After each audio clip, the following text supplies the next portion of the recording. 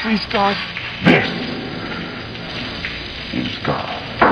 Welcome to Informative. My name is Freddy. LED lights may damage eyes, researcher says. The retinas of the eye may be especially sensitive to radiation from LED lights. Energy-saving LED technology has been in the limelight as the best way to reduce the electricity demands of residential and commercial lighting. But how safe are LED lights? A vision researcher from Complutense University in Madrid reports that exposure to LED lights can cause irreparable damage to the retinas of the human eye, UPI reports. The light from LEDs, or light-emitting diodes, comes primarily from the short-wave, high-energy blue and violet end of the visible light spectrum, said Dr. Celia Sanchez Ramos. And prolonged, continuous exposure to this light, from computer monitors, mobile phones and television screens or indoor and outdoor lights, may be enough to damage retinas, she said. This problem is going to get worse, because humans are living longer and children are using electronic devices from a young age, particularly for schoolwork, Sanchez Ramos told ThinkSpain.com. Eyes are not designed to look directly at light, they are designed to see with light, Sanchez Ramos said. Her comments are based in part on a 2012 study she co-authored, published in the journal Photochemistry and Photobiology. That study found that LED radiation caused significant damage to human retinal pigment epithelial cells in vitro. This isn't the first time energy-saving lights have come under scrutiny for safety reasons. Compact fluorescent light bulbs, or CFLs, have been criticized for the mercury they contain and for the high levels of ultraviolet, UV, radiation they can emit.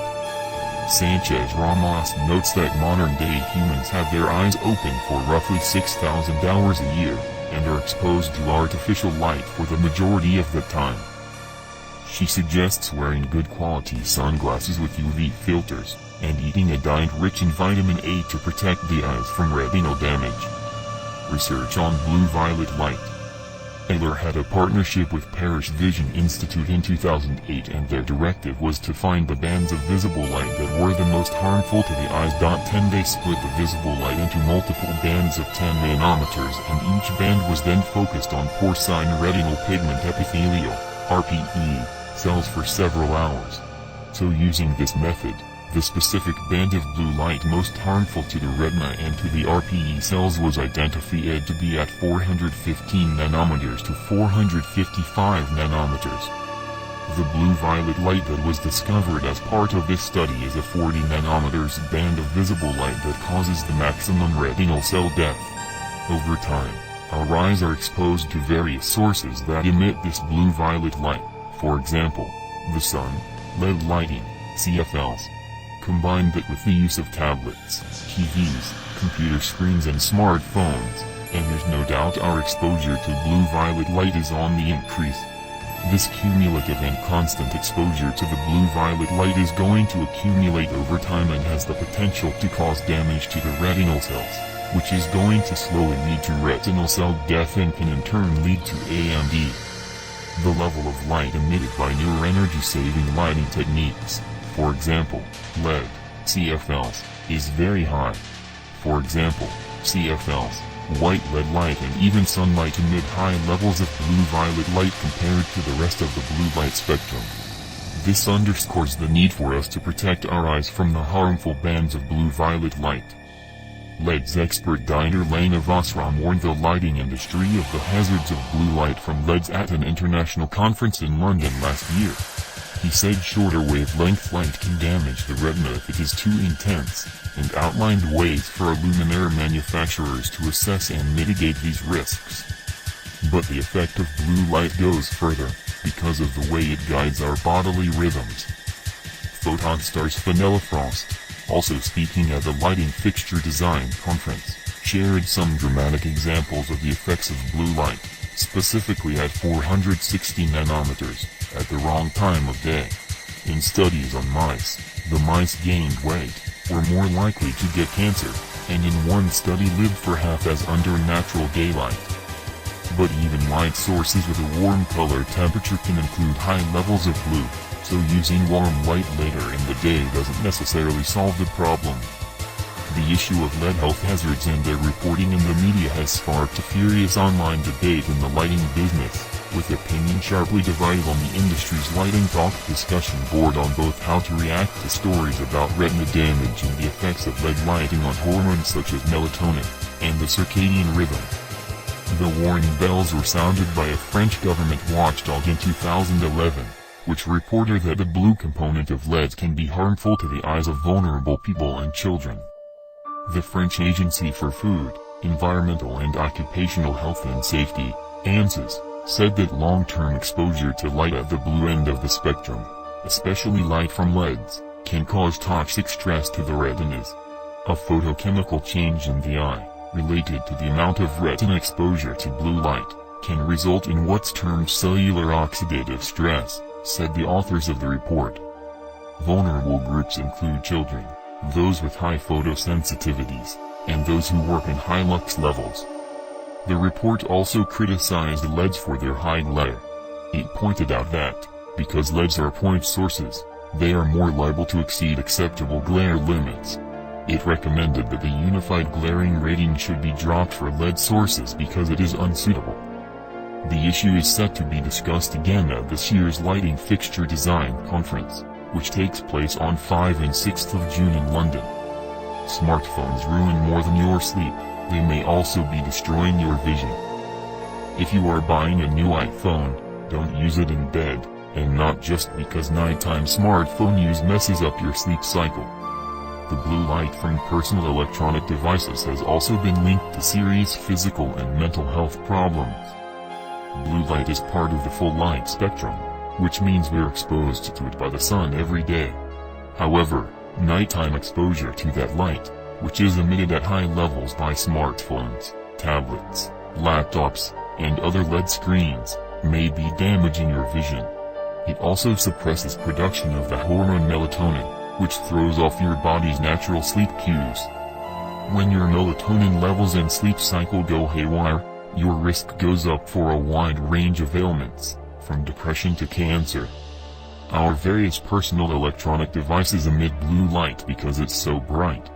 That's the only way we can see those screens when the sun is shining. But we've started to have regular close-up nighttime exposure to this light only in the past 10 or 20 years, as a recent Digem story on the topic notes. Now we're really starting to see the consequences. Blue light at night. 1. The damage that this habit does to our eyes alone is both significant and surprising. Direct exposure to blue light can cause damage to the retina.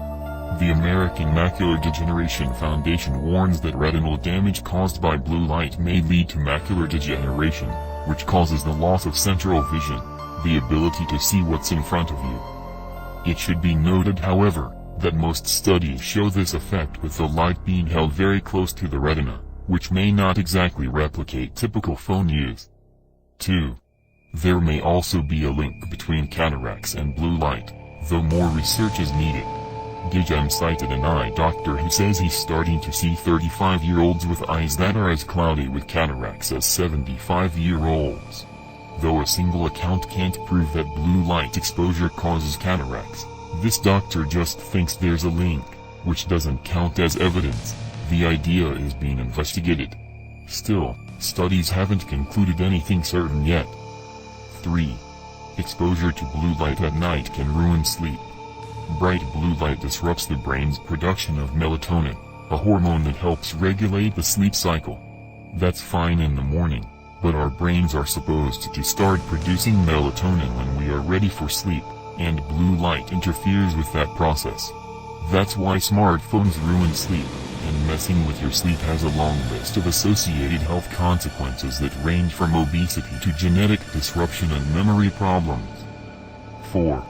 Sleep disturbance and light at night have been linked to higher cancer risk, particularly for breast and prostate cancers. In addition to helping us sleep, melatonin also functions as an antioxidant. And while more research is needed, researchers have pointed to uninterrupted darkness as potentially protective against cancer. People whose natural melatonin production is suppressed are at a higher risk for a variety of cancers, though a causal relationship has not been found. 5. Blue light may also take a toll on mental health. Research also shows that people whose melatonin levels are suppressed and whose body clocks are thrown off by light exposure are more prone to depression. Our weird relationship with blue light. Despite the way this may sound, it doesn't mean that blue light is bad all the time. At times, it's actually beneficial to your health. Light tells us when to wake and when to sleep. When bright blue light sends a signal to the brain to stop producing melatonin, it also primes your brain to start production of the hormone again later, in theory while you are getting ready for bed. Experts say that getting an hour of sunlight in the morning helps people regulate their melatonin production and sleep cycle. They recommend getting some morning light without wearing sunglasses, so light gets through the retina and signals the pineal gland, which is what actually controls melatonin production. That's great in the AM, but when nighttime screen usage convinces our brains that it's morning and they shouldn't produce melatonin, that starts to wreak havoc on our bodies. We can't avoid smartphones, computers, and tablets all the time. But we should try to limit our exposure at night, sometimes. Wearing amber glasses that block blue light or using apps that limit the amount of blue light coming from our screens may help. Taking breaks from screen time is a good idea too, especially right before and in bed. Please click on the I like the video and click subscribe to inform with new videos, otherwise you will have a nightmare.